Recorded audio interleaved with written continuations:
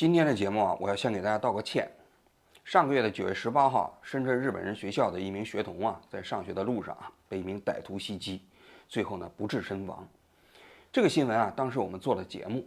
，9月20号的时候啊，网上呢开始流传了一封信。这封信的作者呢叫小山纯平。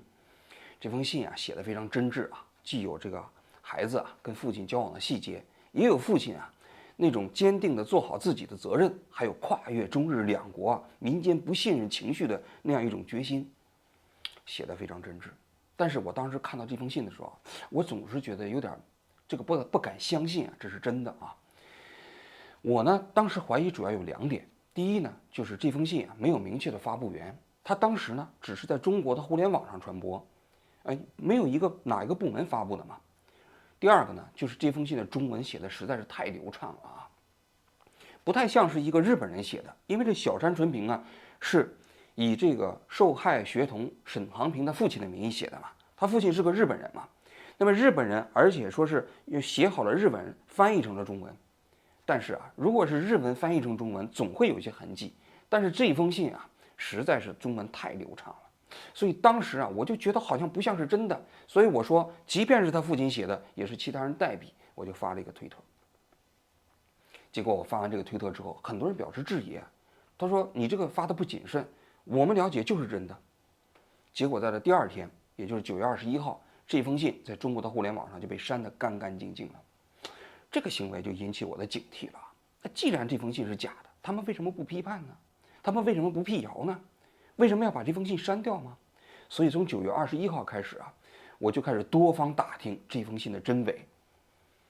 我打听的结果啊，就中国其实有些媒体啊，已经在努力的核实这封信的真伪，最终呢确认这封信就是真的，就是小山纯平自己写的。事发之后，小山纯平用日语写了这封信，后来他的同事把它翻译成了中文，流传到了互联网上。除了中国的媒体啊这个核实之外，我又找了一些其他的途径也来核实这封信，最后终于确认这封信就是小山纯平亲手写的。只不过中国的媒体当时收到了禁令，不能报道，所以这封信的真伪在中国境内啊一直大家可能是莫衷一是啊。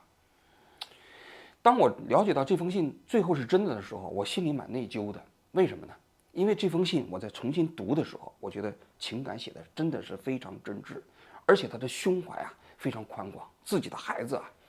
被杀害了，没有一点仇恨，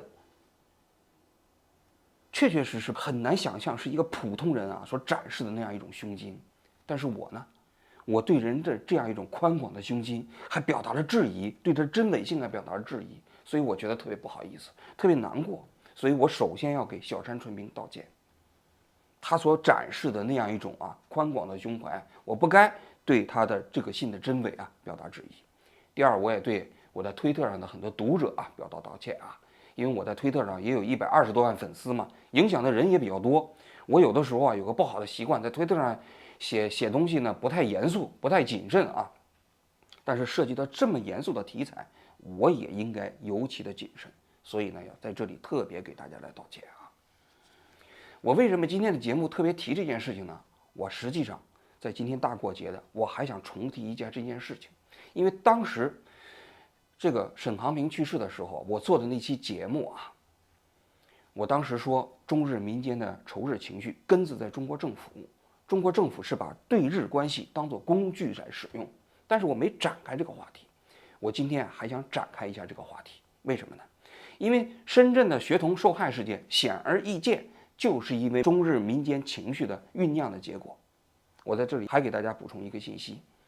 直到现在中方也没有向日本通报这个沈航平杀害沈航平的这个凶手到底作案动机是什么。日方一直要求，中国始终没有回复。与此同时呢，深圳的警方全部收到了禁令，不许谈论这个犯罪分子的作案动机。这不是此地无银三百两吗？所以那个人选择9月18号这一天去杀害一个日本的学童，显而易见就是出于仇日的这个情绪。那么这个仇日的情绪哪来的？在我看来，就是中国政府在过去10年把中日关系当作工具的所导致的。我今天想讲一件事情，就是来分析一下我的这个逻辑。我的这个所谓的这个整个论述逻辑。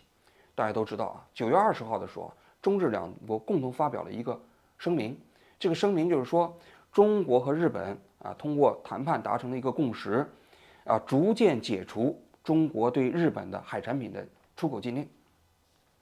当时在一个特别的日子，很多人都怀疑啊，是不是因为沈寒平被杀害，换来了中方在这方面的妥协呢？很快，中国和日本就共同出来辟谣说不是，这是事先早已商量好的一个日子，只不过巧合而已。但是过去1年，围绕着中日两国就海产品的谈判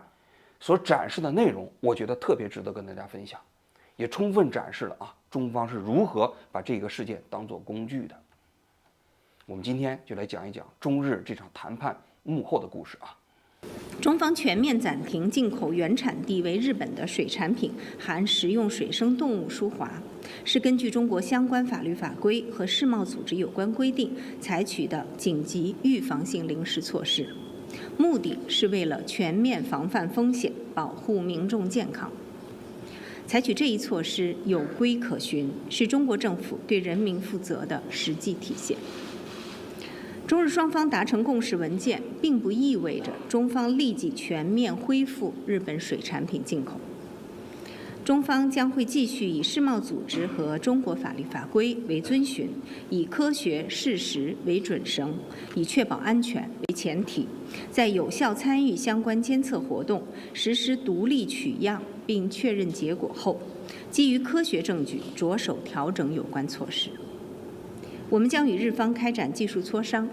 在中方提出的要求得到充分满足的前提下，逐步恢复符合规准的日本水产品进口。中国宣布从日本进口禁令啊，是从去年7月份开始的。去年7月份的时候呢，由于日本准备向海里排放核处理水了，中国首先宣布，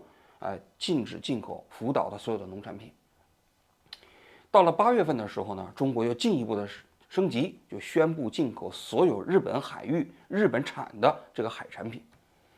那么这个当时啊，在中日两国引起了非常大的这个影响啊，尤其是日本啊，因为日本的海产品啊，每年向中国呢和香港合并出口呢是11亿美元。这11亿美元的里面呢，这个有2大类产品是最多的啊。第一呢就是扇贝，这扇贝啊，像北海道产的扇贝有80%全部出口到中国。这些扇贝出口到中国之后，主要是在中国的大连这一带进行初级加工，因为扇贝捞起来的时候有贝壳嘛。那么中国由于劳动力便宜，所以日本把这些带壳的扇贝运到中国，中国把这些扇贝的壳去掉之后呢，再卖给美国啊其他的国家。这是中日两国啊在海产品上最大的一项交易额。那么中国加工这个扇贝啊，一般来说要用磷酸盐来泡，泡完之后呢，它胀起来了嘛，然后再把它风干之后再卖给美国。但是这种呢，总体来讲它不能再生吃了，只能加热来使用啊，所以价格相对比较便宜。那么这个禁令出来之后呢，这个整个北海道的这个扇贝啊，马上就堆积如山了，卖不出去了啊，这价格呢也下跌了30%，这是第一类。第二类呢就是海参，海参也是出口中国的大项啊。这个海参主要是中国人自己消费，中国人喜欢这个啊，当然还有一些其他的一些虱鱼啊什么等等啊。最可笑的还有一个，比如说锦鲤，大家都知道锦鲤并不属于食物啊，是属于一种观赏鱼。但是中国每年从日本进的锦鲤数量也不少，但是到了去年8月份以后，中国就以这个检疫设施失效为原则，不再公布新的检疫设施了，所以导致日本的锦鲤向中国出口呢一下子断崖式的下跌为0。所以啊，这件事情对中日两国的经济交往确实影响比较大。那么这个到底是什么原因呢？官方公布的原因当然说是日本向海里排核处理水，而这个核处理水啊，这个有问题。当时啊，中国驻日本的大使馆啊，在6月28号的时候连续发了几篇文章，这几篇文章就讲了几个质疑。说第一个质疑，说日本你不要认为啊，你这个排放的核处理水是合格了就没问题了，合格检测不一定没有啊。你合格了，你这只是说你撇刀穿你的这含氚，对不对？那其他的呢还有呢？第二个方面就是中方认为啊，所有福岛核电站周围海域的这种海水采样啊，采样的人呢都是东电，而东电本身是事故方，所以说不能保证独立性。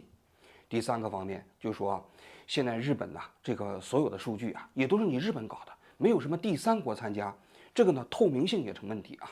一共是3条质疑。这3条质疑发出来之后呢，日本驻中国大使馆在去年的8月份也专门发了批驳的文章，逐条进行了反驳。说第一点啊，说日本搞的这个设备啊，说有62种核素，这62种核素呢，检测了过去之后呢，只有29种被检测出来，其他那些元素都检测不出来了。那么这29种被检测出来的数据啊，已经低到了远远低于我们的这个全世界的标准。所以你中国说我什么这个合格不能代表就合规什么之类的，这是无稽之谈。这里头就只有川还经过稀释了吗？第二个方面，他说这个不是光东电在检测呀，国际原子能机构搞的专家组搞的评估报告，中国的专家都参加了呀，你们中国这专家也提意见了呀，这都纳入到中国里头，怎么能说东电一个人在搞了呢？第三个方面，他说这个是缺乏透明性，没有第三国参加，那更不对了。国际原子能机构里面，除了国际原子能机构自己组织的专家组去核查写报告以外，还有一个专门的项目。这个项目呢叫做实验室比对项目。这实验室比对项目，全世界各个国家的人都可以参加，都可以报名参加。你参加完了之后，国际原子能机构呢就组织这些不同国家的专家去到东电这个地方去采样。采样完了之后呢，不同的实验室分别去做检测。检测完了之后呢，把比对的结果予以披露，这不就是多国参加吗？怎么能说只有日本参加没有透明性呢？逐条反驳，中日两国在这个外交层面上在打嘴仗，给人感觉啊，当时围绕着这个海鲜出口问题，都是因为核处理水导致的。其实啊，你拨开这个迷雾啊，你去看啊，事情的原委根本不是这样。我们再倒过头去去讲一讲这件事情啊。其实中国啊，对福岛的整个核处理水这件事情啊，也包括农产品这事情，我在上期节目讲过。最早的时候呢，态度非常温和，因为中国也有很多核电站嘛，中国也怕老百姓有核恐慌嘛。温家宝总理访问日本的时候，还专门吃了福岛的核产品，说没事儿，予以支持啊。野菜は福島県で採れたものばかり、いずれも風評被害に遭ったものだ。野菜を召し上がっていたと思うんですが、お味はいかがでしたか？我觉得味道很好，努力奋斗就能够全面的防止核泄漏。那么什么时候发生变化的呢？真正发生变化的时候是2021年。2021年的3月16号啊，美国和日本呢召开了一次美日安保协定的2+2会议。这个2+2会议呢，就是美国的国务卿加美国的国防部长，日本的防卫大臣加日本的外交部长。双方各派2名部长召开这次会议啊。这次会议中间啊，双方就当时达出了一个协议，发表了一个声明。这声明啊，中间有针对中国的部分，说什么呢？说中国过去一段时期内啊，一系列的行为不符合国际秩序，而且也威胁到了美日同盟，也包括国际的这样地区和平稳定。而且呢，双方共同反对中国在南海和东海单方面采取的措施。更重要的一点啊，还再次强调了说钓鱼岛啊是属于美日安保啊这样的一个条约的管辖范围。那意思就是说，中国如果是在钓鱼岛上，你要是通过武力解决，美国会出兵。当时中国反应非常强烈啊，马上抗议啊，这是第一次啊。紧接着到了4月16号，日本的首相访问美国，又发表了一个声明。这个声明呢，中国就更火大了啊，因为这个声明里头首次提到了要维护台湾海峡的和平和秩序。要知道啊，美国和日本首相联合发声明中间提到台湾问题啊，上一次还是1969年，那当时中日还没有建交呢。就中日关系正常化以后，日本跟美国首脑峰会的时候谈到台湾问题，这是第一次，所以中国当时是非常非常的恼火提抗议。所以啊，正好那一年的4月13号，日本就提出来要准备把福岛的核处理水要排放，所以中国就此呢就开始对日本核处理水的问题开始发难。一开始发难呢，还只是外交部新发言人的层面啊。后来这一年呢，秦刚不是从美国回到中国当外交部长吗？秦刚也开始就这个问题呢向日本发难，就上升到了这个外交部长的层面。福岛沿岸拥有世界上最强的洋流，核污染水排海10年后，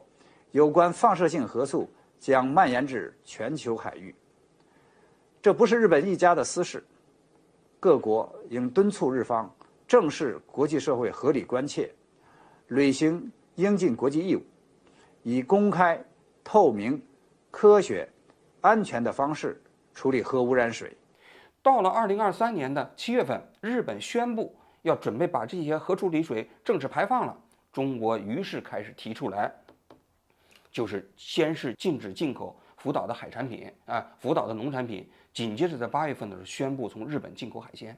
整个事情的来龙去脉是这样的，所以我就说福岛的核处理水问题，也包括海鲜问题是政治化的，就是因为这个背景。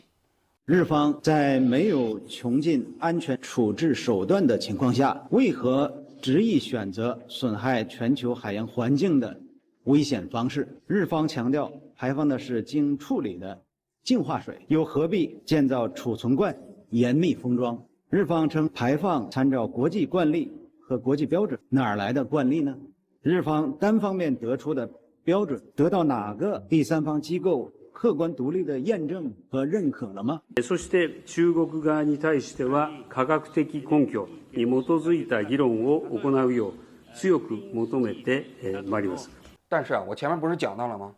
中国和日本呢，民间的这个海产品的贸易数额相当大呀，就中国和香港加起来一共是11亿美元。那么对于日本来说，41%的农产品海产品是出口到中国，而中国呢整个的海产品的进口额里头只有4%来源于日本，所以中国当时的想法可能是说，你看你整个占我的进口的数额也只有4%嘛，对我来说这个事情影响不大，但是对你影响很大吧？所以当时中国从日本宣布进口之后呢，那就从南美其他国家开始进口海产品总觉得他自己的底牌比较多。但是围绕着这个问题呢，中国和日本呢就开始谈，一开始谈判呢都是在司长这个局面就是日本的外务省的亚洲司跟中国外交部的亚洲司司长层面，每隔1个月搞一次定期的会晤，就排放核处理水的事情，也包括海鲜的事情谈。但是一开始谈来谈去没有什么核心的进展，因为当时中国铁了心呢，就是要拿这件事情要刁难日本。但是2023年的时候因为当时习近平跟岸田首相在美国搞了一次中日元首峰会，这次元首峰会的时候，双方就达成了一个共识，就是要找到一个什么有效的途径共同能够接受的方式，来妥善处理核处理水和海鲜禁止进口的问题。这之后呢，双方的司长级的会谈就公开了，此前都没有公开每个月一次。但是双方一开始的谈判立场呢相差比较远，因为中方提出来的条件是什么呢？就是东方要独立组队、独立取样。所谓独立组队，就是说我们中国要专门搞一个检测组，到你日本的海域里头去提取这个海水，也包括捞一些鱼来我来做检测。那日方是坚决不同意的，因为这涉及到主权你中国独自组一个队到日本的海域里头，你去捞海水来捞鱼来做检测，对吧？所以双方的谈判的目标相差甚远，就几乎没有什么这个共识，所以这个谈判呢就非常艰难，非常焦灼那么这个时候呢，日方呢也在想办法，因为日本的这个海产品对中国的依赖不是特别多吗？所以从当时中国宣布禁止海产品出口之后，日方就采取了一些措施。什么措施呢？一个是国内增加消费当时日本的自卫队就开始采购福岛的农产品，然后日本政府就号召每个国民吃5个扇贝。然后在出口方面呢，就开始加大对越南、墨西哥这些国家的出口，因为越南跟中国有点像对吧？也是这种来料加工型的。所以从2024年的1月份到6月份这前6个月对越南出口的扇贝一下增加了10倍，达到了31亿日元那么对墨西哥的出口呢，也增加了很多倍因为墨西哥这个地方呢是加工完了之后24小时之内就运送到美国，因为当年在中国加工的扇贝也是在大连加工完了出口到美国。而墨西哥加工扇贝还有一个优势就是他们不采用中国的用磷酸盐浸泡的方式，墨西哥人就直接把扇贝的壳拿掉，那么这个扇贝出来之后可以生吃，可以到美国卖给那些寿司店，所以价格是中国出口美国扇贝价格的2倍以上。而美国也开始加大从日本开始采购海产品那么2024年的上半年从出口到美国的海产品的数量达到了41亿，就扩大了2倍，也包括加拿大这些国家都在从日本买这个海产品所以总体来讲，日本的海产品呢，在经过了中国进口的禁止的半年之后呢，就慢慢恢复到了差不多同期水平的80%-90%。这个时候日本就不太怕了嘛，对吧？所以跟中国谈判的心态呢，也相对来说比较平稳。那么在今年的2月份和3月份，中日两国呢，在专家组层面又召开了2次会议。先是第一次会议是在日本举行的，第2次会议是3月份在中国举行的。你去看中国的报道，特别有意思，外交部的网站上啊。那么中日双方的专家在中国举办的这次会议，中国报道了。但是中日双方的专家在日本举办的这次会议，中国就没有报道。而且据我了解啊，双方的中日专家交流的会议啊，中方是由生态环境部的下属的专家去参加的啊。那么这个专家讨论的会议，其实跟中国政府主张之间相差甚远，因为中国政府不是一直主张你核处理水不安全吗？对吧？但是作为中方的专家，其实这些专家本身也是懂行的，他完全知道这东西是安全的。所以这会议开的过程中，中方的专家根本就没有对日方的核处理水的排放之后的安全性提出质疑。那么中方的专家开会又不能不说话啊，那说什么话呢？就主要询问的日方啊，这个核处理水在处理之前的存放啊、储存啊这些的安全性，就基本上没有随着中国外交部的这个起舞啊。那么随着这样的今年上半年的情况之后啊，中国其实慢慢发现了，就这件事情禁止从日本进口海鲜啊，中国没获得什么好处，相反呢，整个过去11亿的海鲜市场慢慢还被越南给替代了，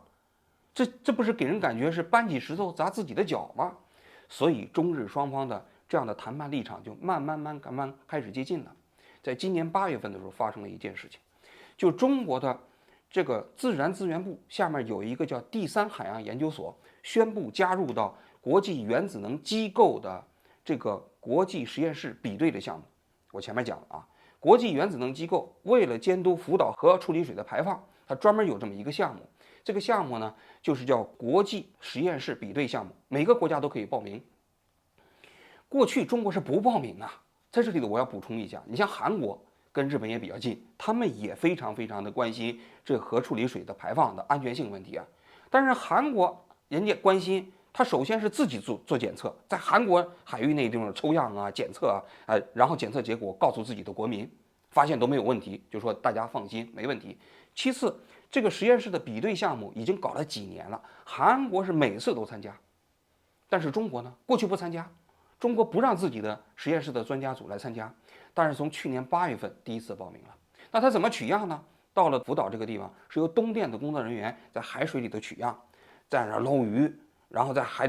边上取沙滩那沙子啊，然后把这样品呢分给不同国家的实验室，你们分别去做检测。检测完的结果之后呢，大家共同公布，公布完比对不同实验室之间的数据有没有差异啊？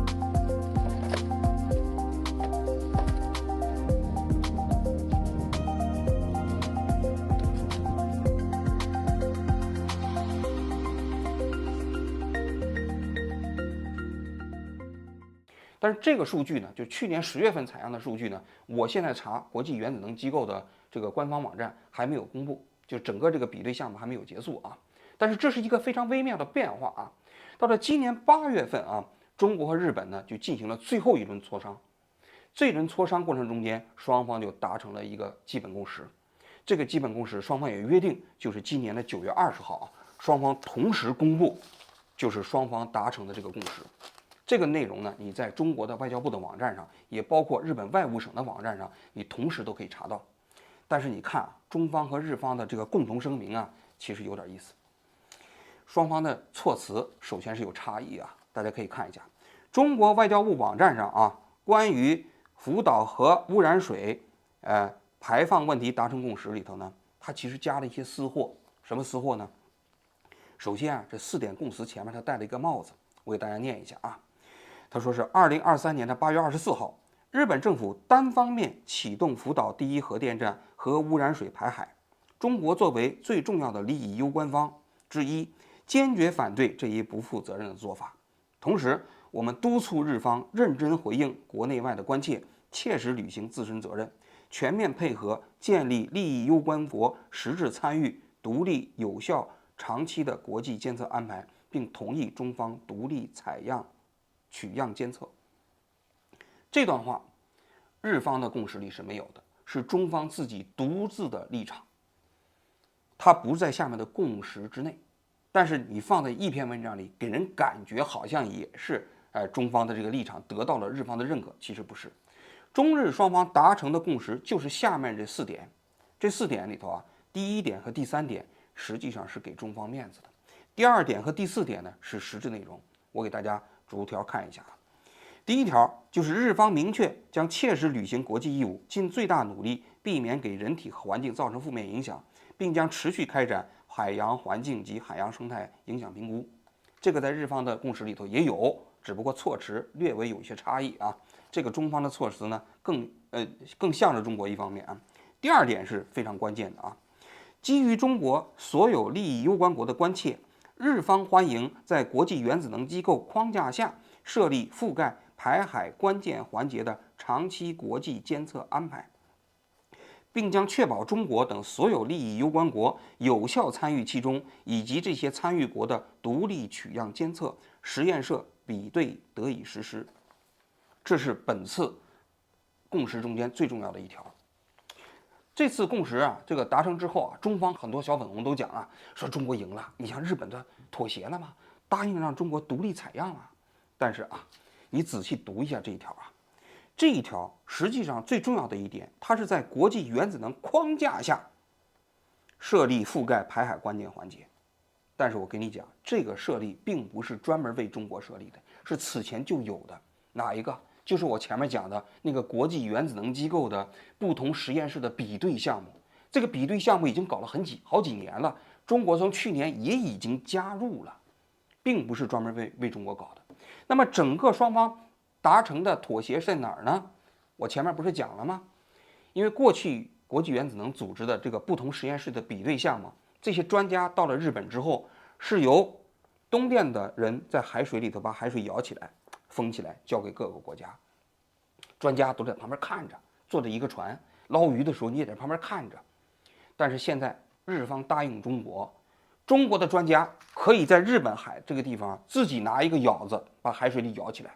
这就叫独立采样。其实就这么大区别。整个谈来谈去，过去这1年来，这个中日双方的妥协就是由东电的工作人员从海水里把舀起来，改为了在国际原子能框架下，中方参与者在现场，人家别的国家独不独立采样不重要，人家可能还让东电来采啊，中国的专家自己在海水里舀一舀子上来，装到瓶子里，这就是中方现在争取到的权益。这里还有最重要的一点，这个协议里头没有讲，但是我可以给大家说，就是日方坚持中方的检测结果不能成为日本排海的依据。就是你中方公布的结果，假如说这个东西如果是不符合标准，不能成为依据，因为这个依据是国际原子能框架下搞的，所以这个结论必须是国际原子能机构本身出的一个结论，日本才接受。如果假如说5个国家的实验室，美国、日本、韩国、法国、中国，其他4个实验室都是正常的，你中国公布一个数字比其他国家高100倍，日方就会宣布不接受，因为这个结果只有国际原子能机构才有权利做出最后的评估报告。所以你说中国在这里的所谓的独立采样、独立监测，监测什么呢？不是还是在国际原子能机构框架下搞的这么一个这个参与项目吗？跟过去没有任何区别。但是中方现在宣布他取得了外交的胜利。第4点，中方在这个基础之上，逐渐取消对日本的海产品的进口禁令，这就是中日双方达成的共识。这就是过去1年来中日双方围绕着海产品展开争议的谈判背后的故事。我了解完这些信息之后就有个感慨我觉得中日之间确实有很多纷争，也有很多外交方面的这个分歧你就比如说，中国不愿意让日本就台湾问题发表看法，我完全理解。我也认为中国对日北安保协定包括了钓鱼岛问题，它也有有权利表达抗议。但是你抗议也好，你跟日本跟美国直接怼也好，你就事论事。你说日北安保协定包括了钓鱼岛，我不服我就是派军舰去有本事我就搞对不对？那日美安保协定你包括了台湾，你就抗议你把日本大使叫过来之后，你给他发照会这是正常途径，我完全理解。但是你明明其实是因为那个原因，但是你把海产品问题揪到这里头来，这就没有多大意思了，对吧？一个大国做事情要堂堂正正，就是你到底是外交目的是什么，你采取正当手段来实现你的目的。但是现在呢，你搞了1年，你得到了什么？中国的11亿的海产品的这么一个进口的市场，慢慢的越南给取代了，被墨西哥取代了，这不是搬起石头砸自己的脚吗？而中国的小粉红还在欢呼中国赢了，日本妥协了，这不就是中日之间的民间仇视情绪的政府操纵的一个结果吗？今天节目的最后我还想说回小山纯平的这封信，我想给大家念一段这个受害者的父亲写的这封信，因为这封信在中国的互联网上已经看不到了。这封信里他讲到，他说杭平既是日本人，也是中国人，他的母亲是中国人，曾经在中国生活了10年，他的父亲是一个已经在中国度过将近1半人生的日本人。他说无论外界如何报道，他拥有日本和中国2国的根源的事实不会改变。我们不会憎恨中国，同样我们也不会憎恨日本。无论国籍如何，我们都将这2个国家视为自己的国家。尽管风俗和文化存在差异，但我们比谁都清楚，大家都是一样的人。因此我不希望有极少数扭曲思想的卑劣之人的罪行来迫害2国之间的关系。我唯一的愿望就是这样的悲剧不再重演。杭平曾经有一次对我说，将来我想成为像爸爸一样的人。或许这只是一时的心血来潮，但作为父亲，这句话让我无比欣慰。我从事中日贸易的工作，担任着日本和中国之间的桥梁。我的主要职责是弥合双方的认知差异，促进顺畅的沟通。如果没有发生这次不幸事件，我相信他一定会成为比我更有用的人。但现在，我只能尽全力成为一个他可以为之自豪的人，并且继续为日中2国的相互理解做出微小的贡献。这既是对我心爱儿子的赎罪，也是对犯人的报复。说的多好最重要的是，我想对杭平表示感谢，感谢他让我成为父亲，感谢他在我们身边度过了10年8个月又7天的时光。我们将会继续坚强地生活下去，为他继续走完他未完成的路。我觉得中国制定外交政策的那些人那些政府的人员真的应该好好读一读小山纯平的这封信。我们都是一样的人，尽管中日2国有习俗有利益之间的分歧，我们应该用一样人的方式处理我们面对的共同问题，而不是说把我们之间外交之间的分歧一切都政治化。好了，我今天就讲到这里，谢谢大家。日方称排放参照国际惯例和国际标准，哪儿来的惯例呢？日方单方面得出的标准得到哪个第三方机构客观独立的验证和认可了吗？这不是日本一家的私事，各国应敦促日方正视国际社会合理关切，履行应尽国际义务，以公开、透明、科学、安全的方式处理核污染水。中方全面暂停进口原产地为日本的水产品含食用水生动物输华，是根据中国相关法律法规和世贸组织有关规定采取的紧急预防性临时措施，目的是为了全面防范风险，保护民众健康。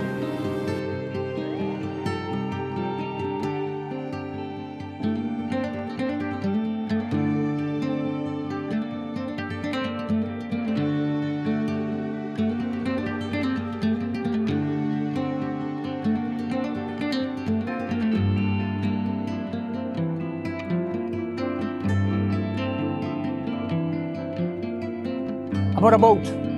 1 kilometer off the coast of the Fukushima Daiichi nuclear power station, which you can see behind me. 12 meters below us, a tunnel specially constructed will be the one used for the controlled discharge of the Alps treated water.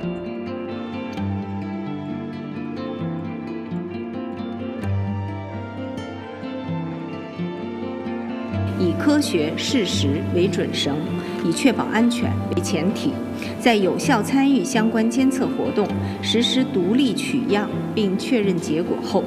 基于科学证据着手调整有关措施。在中方提出的要求得到充分满足的前提下，逐步恢复符合规准的日本水产品进口。